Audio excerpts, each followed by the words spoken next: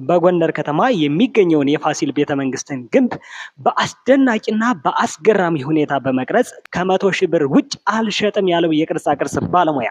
ሰላም እንዴት ናችሁ? ውድ ኢትዮ ፋርማ አካዳሚ ቻናል ተመልካቾች፣ እኔ ራን ነኝ ያለው እግዚአብሔር ይመስገን። በዛሬ ቪዲዮ ፕሮግራማችን ቆይታ የምናደርገው ከሰሞኑ በማህበራዊ ሚዲያ በስፋት እየተዘዋወረ የሚገኝ ስለ አንድ አስደናቂና አስገራሚ ብቃት ያለው የቅርጻ ቅርጽ ባለሙያ በተመለከተ ነው። እስከ ቪዲዮ ፍጻሜ ድረስ አብራችሁን ቆዩ። ቪዲዮን ላይክ፣ ሼር፣ ቻናሉን ሰብስክራይብ ማድረግ እንዳትረሱ። ወደ ቅርጻ ቅርጽ ባለሙያው ከመሄዳችን በፊት ግን ከሰሞኑ በማህበራዊ ሚዲያ በስፋት እየተዘዋወረ የሚገኝ አንድ አሳዛኝ የሆነ ድርጅት አለ። እስኪ እሱን እንመልከት። እንደምትመለከቱት ነው ገበሬ ነው። ይህ ገበሬ ምንድነው የአፈር መዳበሪያ በቅናሽ ዋጋ እንሸጥልሃለን በማለት ሌቦች አታለውት ገንዘቡን ወስደውበት ነው። ይህ ነገር በጣም የሚያሳዝን ነገር ነው። ክፋታችን እንዴት እየጨመረ ይሄድ እንዳለ የሚያሳይ ነው። ውጮች የሰሩን ስራ እያያችሁ ነው። ይህ ገበሬ እንግዲህ ያለ መዳበሪያ መዝራት አይችልም። ምክንያቱም ውጮች የሰሩትን ስራ ተመልከቱ። መሬታችን ያለ መዳበሪያ እህል ማብቀል እንዳይችል አደረጉት። ስለዚህ መሬቱ ያለ መዳበሪያ ማብቀል አይችልም። ውጮች ሁሌ መዳበሪያ ያመርታሉ፣ እኛ እንገዛለን።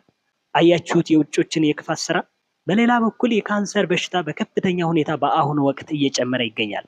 ለካንሰር በሽታ የመጨመር ዋነኛ መንስኤው ደግሞ የአፈር መዳበሪያ ነው። ይህ የምታዩት ቅርጻ ቅርጽ በጎንደር ከተማ የሚገኘው የፋሲል ቤተመንግስት ግንብ ነው። ይህንን ቅርጻ ቅርጽ የቀረጸው ባለሙያ ደግሞ ሲራጅ አህመድ ይባላል። ስላገኘው በጣም ደስ ብሎኛል። እንዴት ነው? ሻረፍ በል አለሁ። እንዴት ነው? ሰላም ነው ወይ? ብዙ ሰው ስላንተ እየጠየቀ ነውና ቤተመንግስትህንም አዩ እንዴት አድርገህ ብትሰራው ነው እያሉ ነው።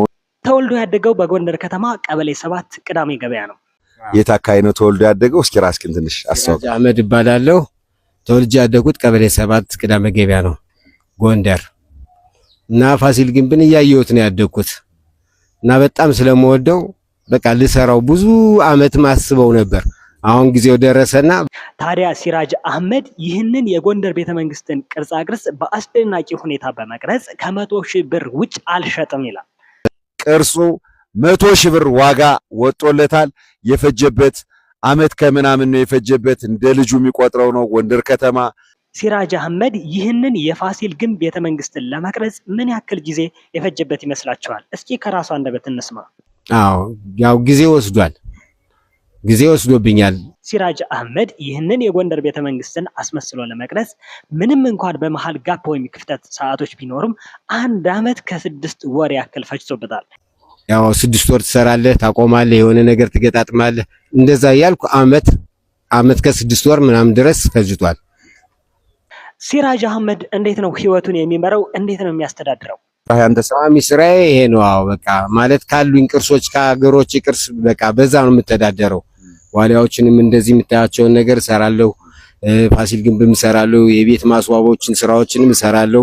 ለግቢ የሚሆኑ የአትክልት መትከያዎችንም እሰራለሁ። በቃ በዚህ ነው የምተዳደረው። ይህ የቅርጻ ቅርጽ ባለሙያ ሲራጅ አህመድ ይህንን የቀረጸውን በጎንደር ከተማ የሚገኘውን የፋሲል ግንብ ቤተመንግስትን ከአጠገቤ እንዲለየኝ አልፈልግም፣ እንደ ልጄ ነው የማየው። በቃ እንዲለየኝም ራሱ አልፈልግም። የሰራሁት ስራ ሁሌም እንዳየውም እፈልጋለሁ። አይኔ ላይ እንዲሆን እፈልጋለሁ። ከዚህ ከጎንደር አቅጣጫም ራሱ እንዲወጣ ራሱ አልፈልግም። ሁሌም እንዳየው እፈልጋለሁ። እኔ የሰራሁት ስራ በአካባቢዬና በዙሪያዬ ሆኖ እንዳየው ሁሌም እፈልጋለሁ ይላል ሲራጅ አህመድ። ከራሱ አንደበት እንደሰማነው እንግዲህ ቋሚ መተዳደሪያው ቅርሶችን በመቅረጽና በመሸጥ ነው የሚተዳደረው። የቅርጻ ቅርጽ ብቃቱን ሳላደንቅለት አላልፍም። በጣም የሚደነቅ ጀግና ሰው ነው ሲራጅ አህመድ። የትናንቱ ማንነታችንና መገለጫዎችን እንዳንረሳ እያደረገ ነው። እስኪ እንዴት አድርጎ እንደቀረጸው ተመልከቱት። 100,000 ብር ነው ያስያዘው። ከ100,000 ብር ውጭ ንቅንቅ አለም አልሸጥም ብሏል። ሰዎችም 500,000 100,000 200,000 እንግዛው እያሉ ነበር በኮሜንት። ነገር ግን ይህ የምታዩት ሰው አዋርቷቸው ነበር፣ ግዙት እያላቸው ነበር። እስካሁን ድረስ ግን ከሲራጅ ወሬ እንጂ አልተሸጠም። ሲራጅ አህመድ አሁን ላይ ባለበት ወቅት የሚሰራውን ስራ ለማካሄድ በገንዘብ እጥረት ምክንያት ተቸግሯል። ምክንያቱም ይህ የቀረጸው ቅርጽ ምንም እንኳን 100,000 200,000 500,000 ቢያስዘውም እንኳን አልተሸጠም። ስለዚህ የዕለት ስራውን ለመስራት ተቸግሯል። ቻሌንጅ ተጀምሯል። በ200 ብር ቻሌንጅ ነው። ስለዚህ ሲራጅ አህመድ መደገፍ የምትፈልጉ በዚህ አካውንት ቁጥር መደገፍ ትችላላችሁ።